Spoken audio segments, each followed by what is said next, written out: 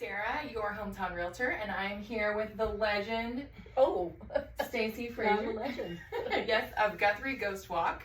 And I'm here since it's Halloween season, and I was thinking about spooky things, hence our spider ring. You see today. these people? You see what I do for her? I got a spider. She was very nice and put on the spider ring for me. Talking about Halloween, I was going to ask you, since you're the master of storytelling and ghost stories. Makes it a ghost story? Plausibility. Time and time again, I have people come to me going, ooh, there's this and this and this negative thing and it's bad and it's evil. And No. Those stories fall apart. It's hard to be scared of something that you know is not, and even being scared. To me, the really good stories are the ones that are not only possible, but plausible, based on the information we have around them. So what kind of information, like when you go looking for a story, what do you dig up? I want to find names, I want to find dates, I want to find outside documentation. Newspapers, oh my God. The earliest ghost story in Guthrie was written as a news article in 1890. And it was Ella Myers, the prostitute who was killed down by the track. And they reported this entire thing in the newspaper as cold, hard facts. Don't go down there. It's haunted. Wow. The ghost of Ella Myers will get you. It was haunted as God's honest truth fact. Wow. Yeah.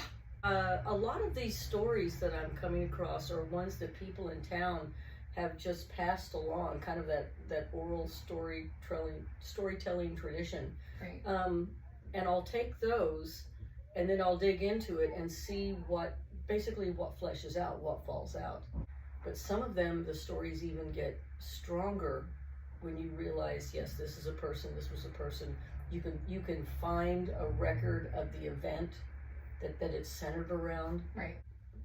School yearbooks can be really fun too. Really? Because you can go back and you can see did they really go to school at the same time, or was this person really in this circle of friends? And you can see, oh my Lord, they were in track together, they were in this organization together, so you can make those associations. Kind of find their story, like Yeah, exactly. A little kid asked me, I had a whole bunch of kids in the group, and I said, so what do you guys think a ghost is? And this little girl raises her hand. I'm like, oh, she's cute. I said, what do you think? She goes, I think it's somebody with a sheet on their head. I'm like, and we all went, that's adorable. Yes, it is. She wasn't finished.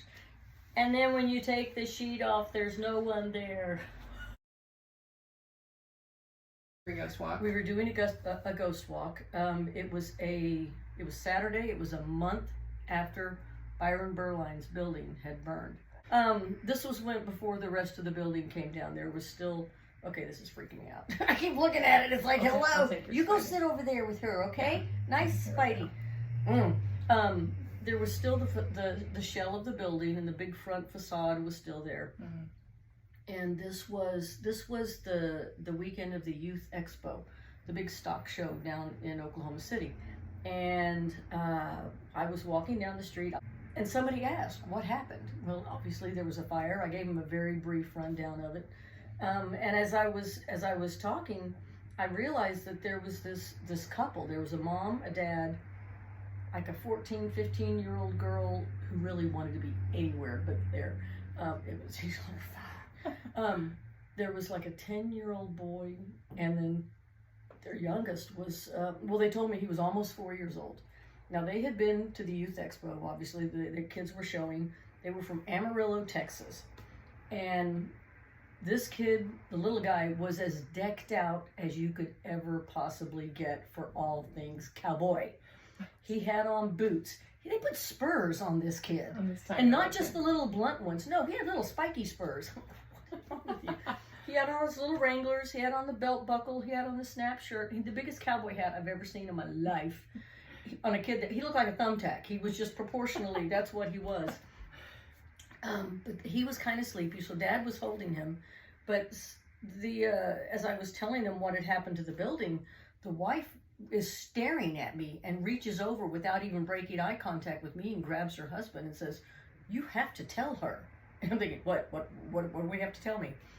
The dad said that they had come to town early. because they wanted to go to Stables and get a chicken fried steak as big as your face. Right. Apparently that's how they talk about it in those circles.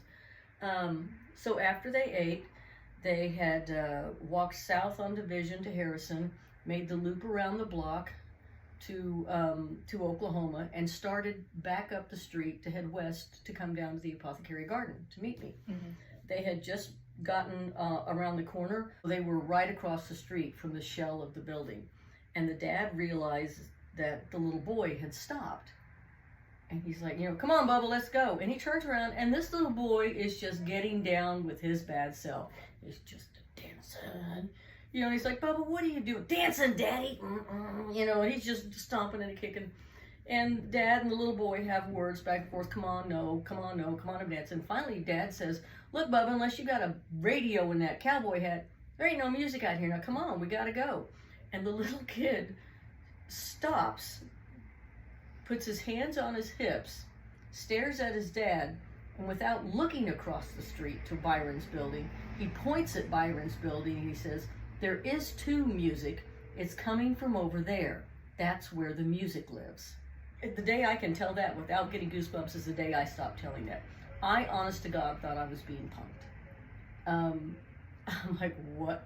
There is no way that child could have known what was in that building.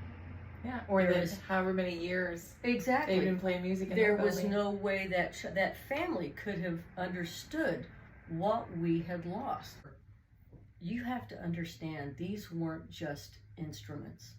These were instruments that have history. These weren't just your Acme one time sing it and pass it along. Some of these instruments were 100 and some years old. These were the type of instruments that were passed from performer to performer. They were not only tools of the trade, they were the trade. He said each and every one of these instruments had its own voice. I wasn't their owner, I was their keeper for now. I was their friend for now. He goes, they were like old friends. They all had a voice. They each had a song. And it breaks my heart that no one is ever going to be able to hear that song again. It may only be a 4-year-old boy from Amarillo, Texas with a hat the size of a hula hoop, but somebody can still hear those songs. And there's so many of them that are like that. 9 times out of 10, it's a connection between a person, a place, and a time or an event. Do you ever get stories where there's like an eyewitness that you get to talk to? The story that I got out of the hospital, finally, the old hospital, a hospital that sat empty for 35 years just screams, I got a ghost story. Surprisingly, we couldn't find anything. And when I say we couldn't find anything that we could backstop. Of course, we had everybody and their dog coming in going, how can you not have a story? My cousin's sister's dog groomer's wife's uncle said. Well, yeah. That's going to help. But I actually got a story 2 years ago from a woman who was a retired nurse, and her mom had been a nurse in that hospital. And she relayed her mom's story as her mom experienced it. Wow. Which, that's about this close to unimpeachable as far as I'm concerned. To me, that's the interesting part. That's where I think my walks differ from so many of the other ones. I have 62 stories in this immediate downtown area. So just something connected with buildings or spots that have. Oh, Harrison, the 100 block of Harrison. Almost every single building, I have a story that I have gone back and validated people and events, and that adrenaline rush that people are looking for. Do you want to be scared? But that's the difference between scary and creepy, I think it is. As scary as you can scare anybody, just jump out. But if you really want to creep somebody out, tell them a story that's got some truth in there, as much as you can find, that they still can't explain. And that's when it's like, they'll go home and think about that stuff. Yeah. They'll keep going over. And I know this because they called me at like 1 o'clock in the morning. Stacy, Tell me about when the ghost walks are, where they happen, and then how people get tickets. So we're walking year round, so don't think this is the only time that you can come. But obviously October's the busy season. Right. In October, we are walking every Friday and Saturday at 7:15 and 10 p.m. And then, of course, we always walk on Halloween at 7:15. If somebody wants a different night, all they've got to do is ask. I will accommodate them as best I can. Sometimes Steph will take it or I'll take it. Same thing with different times. I've done ghost walks at 10 o'clock in the morning on a Sunday. We have a Facebook presence. We have GuthrieGhostWalk.com. You can find all of the dates and contact information on that. We will try to accommodate groups as best we can. It's $10 for ages 15 and up. Kids 7 to 14 are $5 because it's math and I need to make it easy. And if your kid's under 7, you can bring them for free. You're never going to be able to prove a ghost story. That's if I could, it would be a whole different gig. But finding the plausibility within them and normalizing the fact that there are things out here that we just don't understand. Quit trying because you're not going to get it.